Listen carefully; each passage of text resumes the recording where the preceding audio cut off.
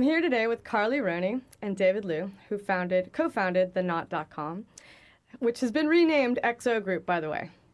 They're very special people, and they're special not only because they co-founded this wonderful, huge wedding company, but also because they're a married couple. Now, I just want you to know, it's extremely hard to get these two in the same room. I mean, what with their busy schedules, and they're traveling worldwide. So I'd like to ask you, Carly and David, why did you come to couples counseling today, and how can I help you? Oh, wait. Enough hours in the day, Laurel. This isn't HBO? This isn't in treatment? Oh my gosh! All right, well, welcome you guys, seriously. Thanks for having us. Yeah, I'm so happy. And thank you out there in internet land for tuning in. So before we start the show, I want to show a little video of how they built the company. Hit it, video guy. Today, 90% of brides use the web to plan their wedding. And at the heart of much of this activity is the Knot.com. The website was founded by four friends in 1996. 15 years later, it's grown into a multi-platform brand that includes books, magazines, mobile apps, and e-commerce, and employs over 600 people. Along the way, the company launched the Nest.com, aimed at newlyweds, the Bump.com for expectant parents, and acquired WeddingChannel.com. Recently renamed the XO Group, the company's sales last year totaled $113 million. Clearly, helping couples plan their big day has brought big success for this ambitious startup. Wow, 15 years later, you guys are a public company, $113 million in sales, and 600 employees. I have one question for you guys. Are your parents finally proud? I don't know if my parents actually knows what we do right now. Still, because it's the interwebs. Right, exactly. Yeah. So yeah, I think our parents, despite the fact they have no idea, they just know we work really hard, and that's, I think, follows in their footsteps. I like seeing Carly on the Today Show. So that's Yes, that's good. So we're going to talk a little bit about how you went from 0 to 113 million in sales next.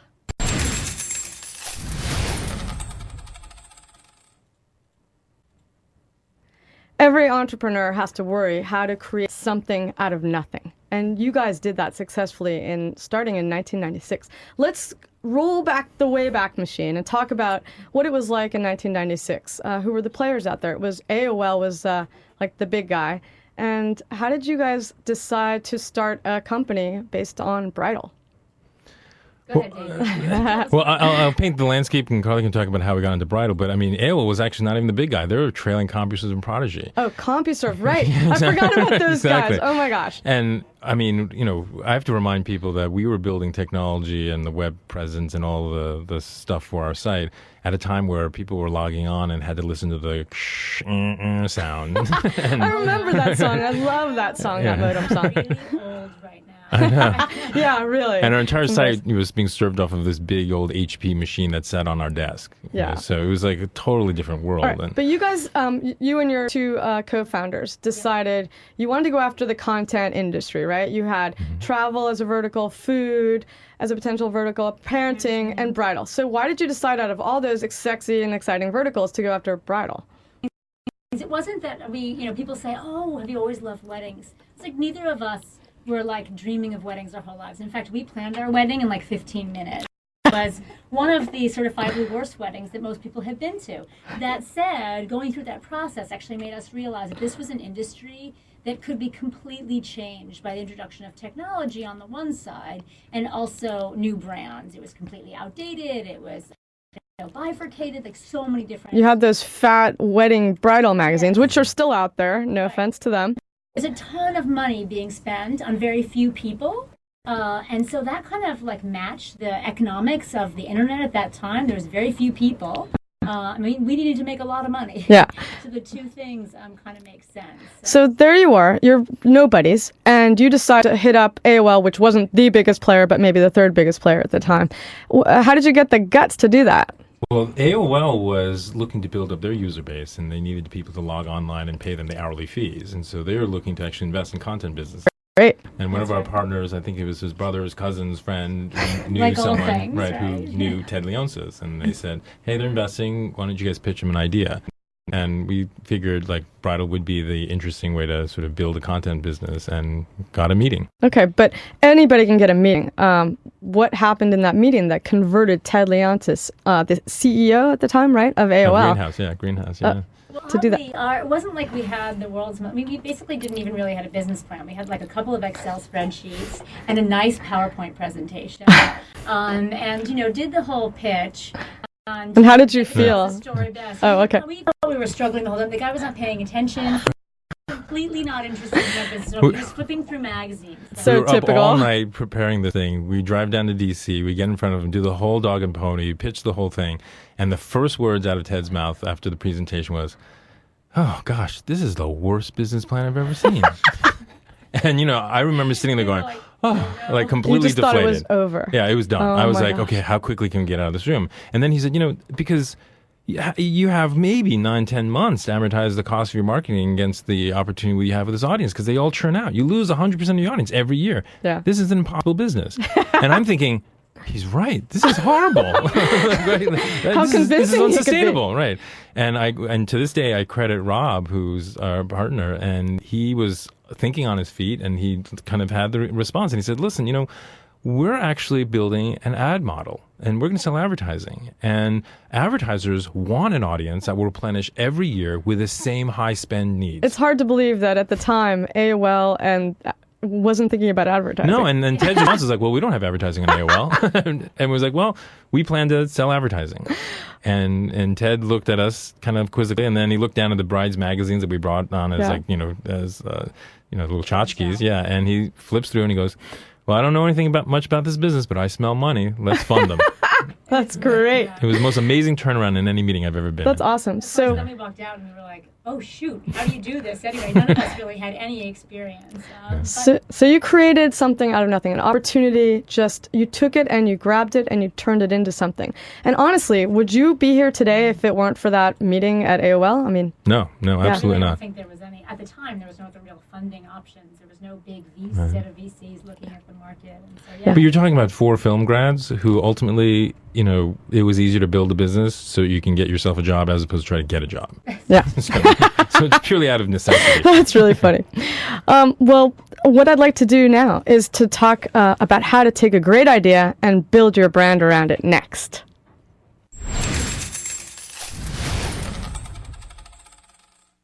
We're here with Carly Roney and David Liu, co-founders of The Knot, which has been renamed XO Group for all of you guys who've just joined in. And we're talking about getting an audience. It's really hard to launch a company at all, but then getting an audience is the next big challenge. How did you guys think about getting an audience in the early days? You didn't have any money for marketing or advertising, so what did you turn to?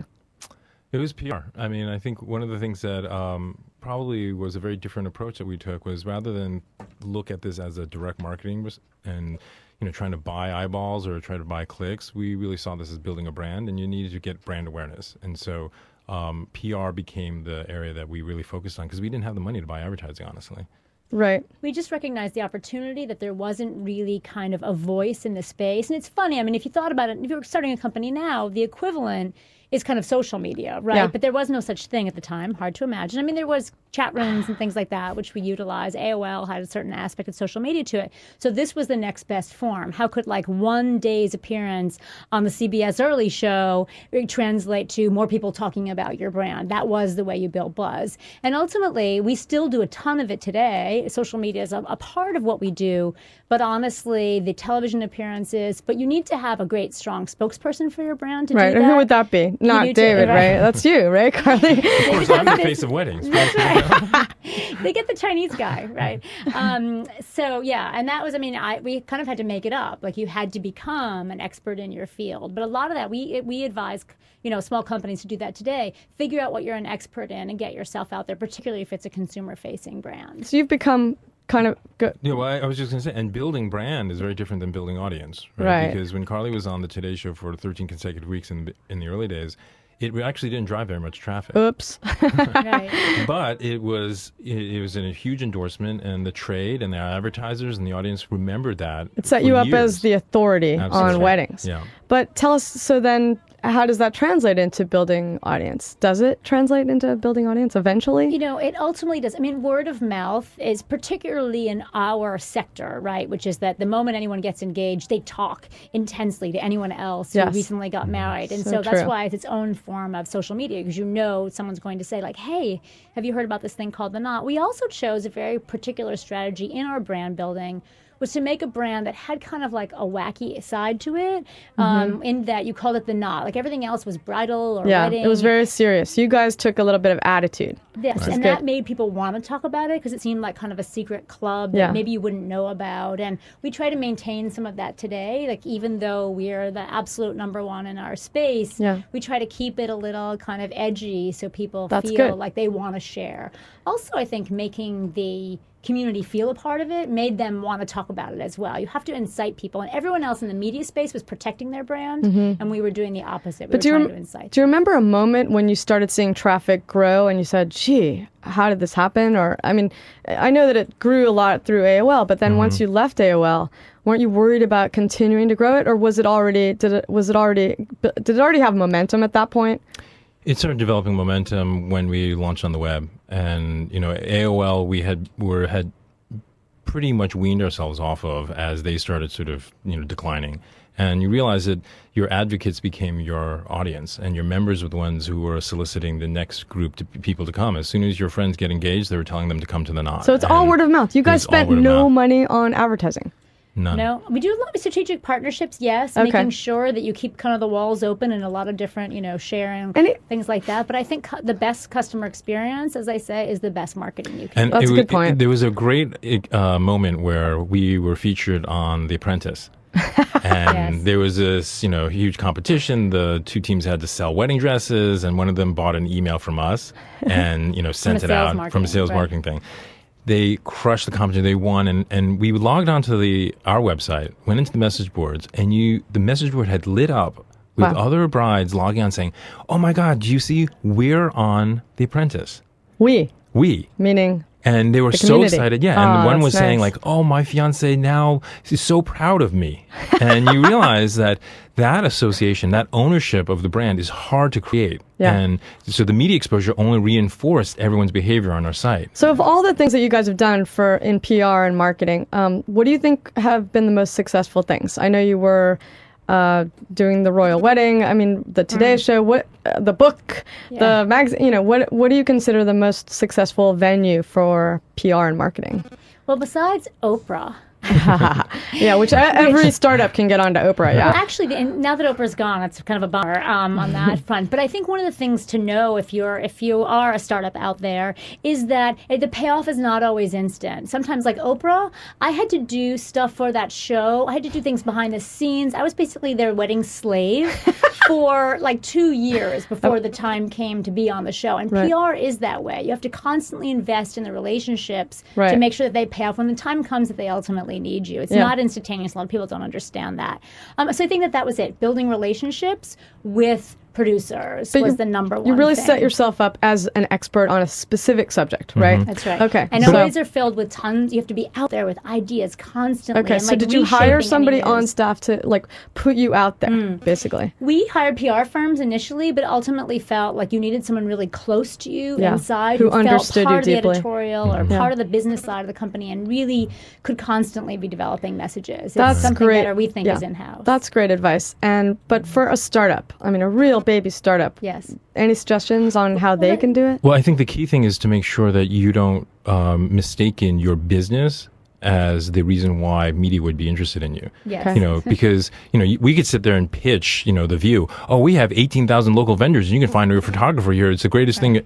Yeah, that's a great business pitch. But the reality is The View doesn't care about that.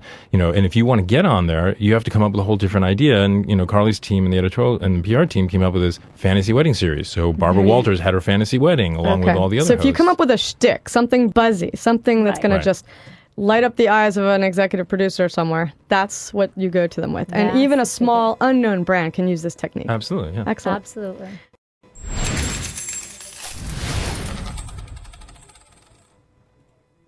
any founder is lucky to have one revenue stream, much less multiple revenue streams.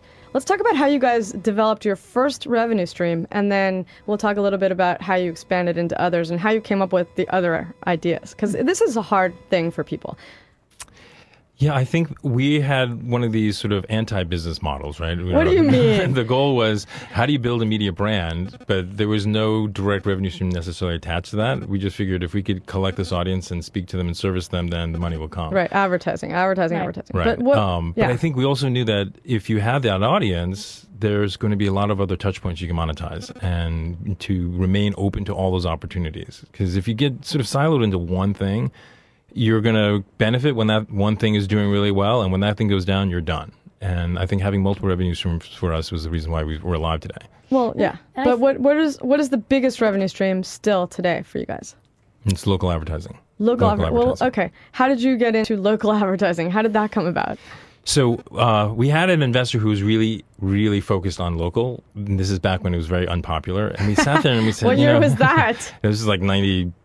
Wow, Yeah. that was early, you guys. Yeah. And we sat there and we said, gosh, to try to build out a local sales force and to build relationships with thousands of vendors would just take forever. And here we're still trying to build a brand with the consumers. And the shortcut was we found the largest local wedding magazine publisher. And right after we went public and raised some money, we spent the money and bought. How much did you pay? About $10 million. $10 million on a print product. On a print product, right. Dying. Yes, Right. the dying breed. Pink sheet. Right, this was really unpopular. Was it making money at the time? No, it was losing money. Oh my gosh. It was a delisted entity gosh. out in Omaha, Nebraska. Because you couldn't afford Brides magazine. Right, exactly. And Don't market our the, competitor, Laurel. all those internet analysts just slaughtered us. They just thought we were crazy. Why would we be doing this? You're this internet darling. You're .com, huge multiples, and now you just went and bought paper. Yeah. Well, we bought 2,000 vendor relationships. There you go. And 60 salespeople, Right, however right. many there were. And you transitioned those into internet online ads. sales. Exactly. Wow.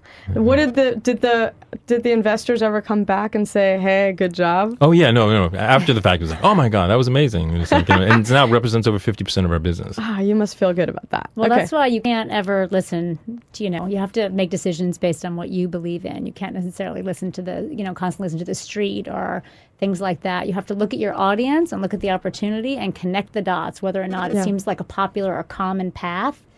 It's not always necessarily true. That's good advice. What other what other revenue streams do you guys have? We also have e-commerce. We sell a lot of personalized stuff for Like the what? ceremony. Like Personalized napkins, Okay. party favors, Cool. ceremony supplies like ring pillows and things like that. And that really came from kind of looking at the audience, like what do they need and what are the opportunities? I mean, we kind of take this approach where for looking for revenue opportunities, we look at this like process of going through planning a wedding and be like, how can we make money off of every single piece of this? And that's also how we expanded even from the media side. We also looked at the person, we said, and after the wedding, how can we make money off of them? And that's ultimately, or how can we service them? But Well, you that know, e-commerce they go hand business in was directly as a result of a phone call that was accidentally routed to me. Oh, really? And I pick up the call, and there was this kid, literally a kid, who had a little business with his wife, selling these wedding supplies out of a garage in California, and he was looking to buy advertising. Oh. And I said, I need to talk to my head of sales. What is it you're Yada, yada, advertising? yada. He started talking about it. We were literally on a plane within 48 hours. We flew out, saw his operation in his garage, sat on a little sofa, had a root beer, and we bought the company. And he went from 600,000 in sales to within 2 to 3 years breaking 10 million. Wow. And that's how you got into that's how we got in the e-commerce business. e-commerce business. And it's not like we couldn't have done it, but it's like a great, when you find a person who actually is passionate about this particular thing and is inventing it on their own. It wasn't even like they had huge operations that we were buying. We were literally buying at that point, a young, aggressive management team Yes, with no exactly. management training. This brings me to another point that I realized when I was running my company, which is you have to listen to your audience too. You can't just analyze all the data and figure out how to make money at every point. Right. Like Carly said, so MBA-like. No, I mean, you look at the people, you look at the person and everything they do. So, yeah. Yeah, well, we would get we did cocktail Right. parties, and so we still do those cocktail parties. And we would I would listen to the writers and creative types telling me there was pros and what would solve their problems. And I started thinking, well, maybe I can go in there with a product or a service that can help them. So we launched classes and seminars as a result of that. Right. So did you guys do any active listening with your customer base? Well, the great thing about us is that because we were a community-based product in many ways, we were actively listening from All the day time. one. Yeah. They would constantly, I mean, and you could sort of like look at it live on our message boards, like what are people talking about? And to this day, our community team is an incredible source of idea generation for us because either they say, oh, this person found something on this other site, go take a look, or this person has this problem. So they're watching And so- actively what's going on in Yeah. the bulletin boards, and they're monitoring. It's kind of your Yeah, eyes and ears, exactly, right? for I mean, what that's- people's needs are. And that's really built into the DNA of the business because we were born out of those AOL message boards Yeah, and the chat rooms. We all had to spend time in there. yeah. And when you're conversing with a bride, you're helping. I mean, they just have questions and problems to solve, and you just really have to sit there and solve their problems. So I think we've talked a good length about making the money, baby. Let's talk a little bit about hitting rough spots because every successful company has those. That's up next.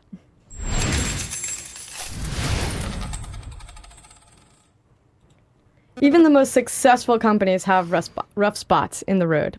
We are here with Carly Roney and David Liu from The Knot, which is now called XO Group. Kisses and hugs, right? Kisses and got it. hugs. Exactly. Welcome. We're going to talk a little bit about how you can be a problem solver versus a problem finder. Do you guys have any thoughts about MBAs and why they're so great? MBAs are great. We have a lot of them working for us. But, Do you? yes. Sorry. No, but we have found that our film school training is actually better suited for entrepreneurship. Over the years, That's we've kind hired of a lot of people. surprising. It is, right? You would think film students would be so kind of lackadaisical and disorganized and hey. No, when you think about it, Relax. for a film, you have to find a script or you have to write the script. That's like the business plan. Then you have to fund the project. In raising money is basically what every entrepreneur needs to do. You have to hire a cast and cast the film. That's the employees. You could have a great script, a bad cast, you have a bad movie. You have a great business plan, bad employees, bad business. And then you have to produce it on schedule, on budget, and then you have to market it. So every function that you do for a film is essentially what you're doing for a business. The difference is you have to finish that film. Yeah, Whereas in business, I've had so many MBAs walk in my office explaining to me why something can't get done. really. And- And you figured out a way. And you have to figure out a way. And when you're on set or if you're shooting something, it's like, you got to get it done. Like, we love film and television folks because, it's not like, if you're doing the CBS early morning show, you can say, oh, well, it didn't work out. The guest didn't show up. So let's run bars and tones for like 5 minutes. It's like, you Right. got to fill Live it in. production. You got That's to right. do it. And so it's all about problem So solving. your skills as a problem solver have come into play. Let's talk a little bit about that. Do you remember any problems you solved? Well, there was a funny story related to our first advertiser, and again, this all goes back to Rob, who really was thinking on his feet. This is Rob Facino. Rob Facino, Shout yeah. out to him. Yeah, Yes. we were, we were selling advertising. We had launched on AOL, and we got our first advertiser on board, and it was Nicole Miller. And It's fantastic. We were like, ooh, this we're is so great. proud of High-end ourselves, brand. right. She was relaunching a whole new bridesmaids line. Wanted to promote it on the internet. That was like considered modern. Unbelievable. cutting Hot new edge, right? thing called the internet. So was really she came to forward-thinking. office to review the creative because again, it was she had managed a brand and we had done these illustrations and these great little banners for our site, and she looks at it and she goes, "This is fantastic." She goes, "What do they do?"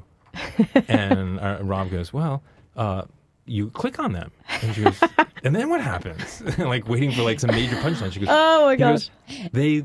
They're links. They link. And she was like, To well, what am what? I linked to?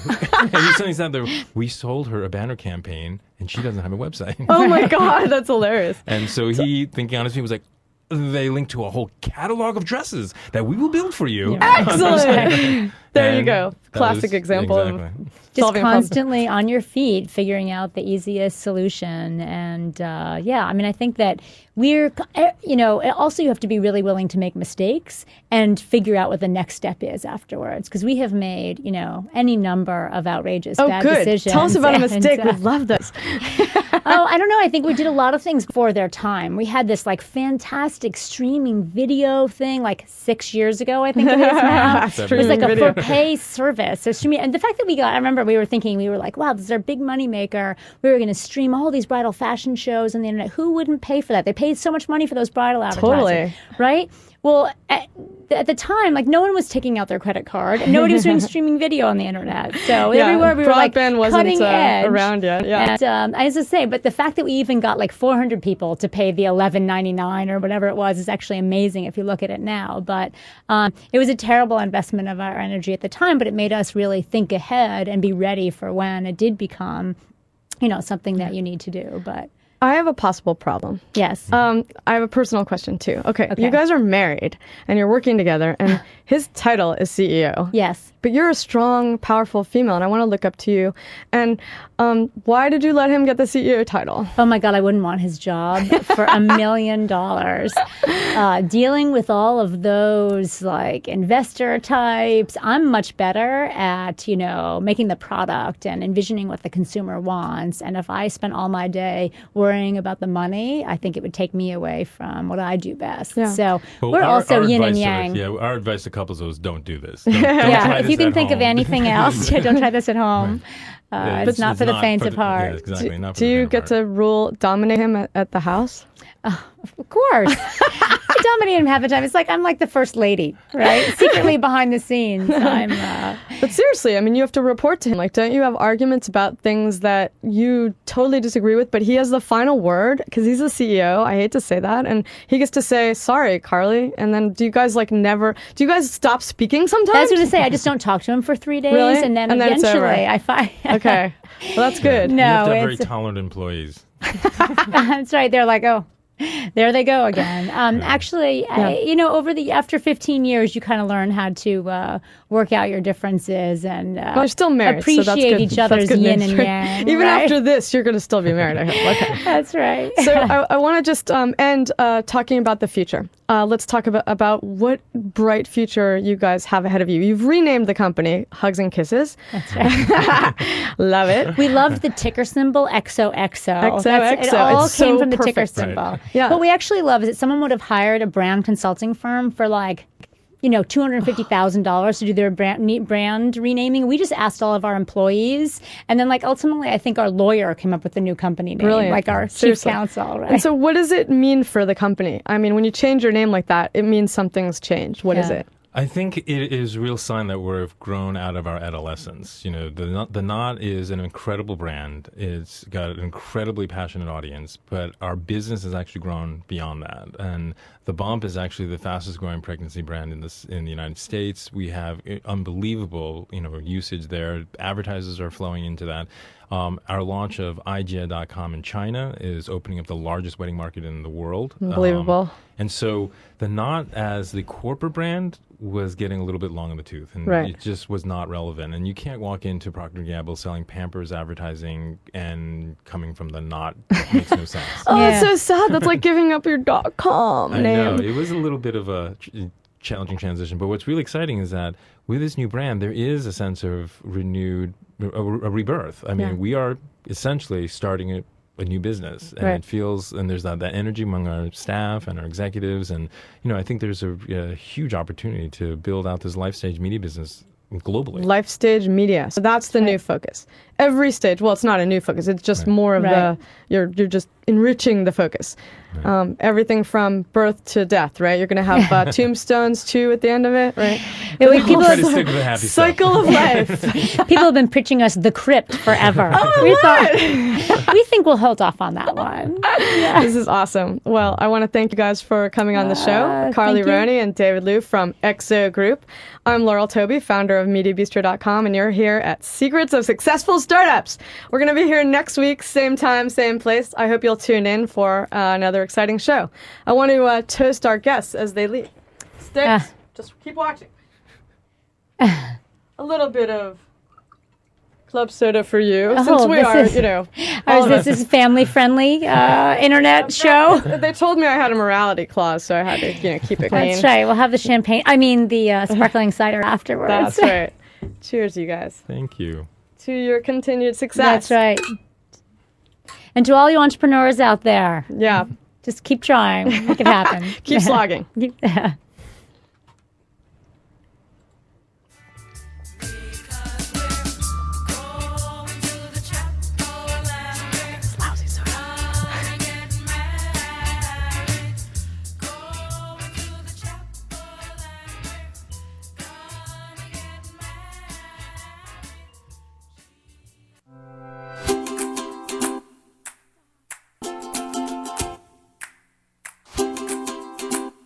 Right now, thousands of businesses are using YouTube, and not to watch adorable babies tasting lemons or the latest musical sensation.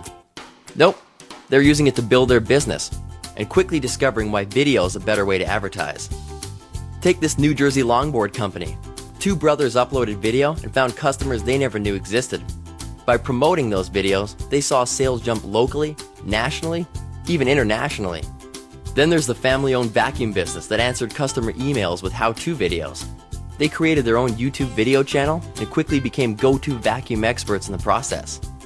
And the online barbecue retailer that shared its passion for grilling with cooking demos, recipes, and grill reviews, they saw an increase in views, subscribers, site visits, and more importantly, revenue.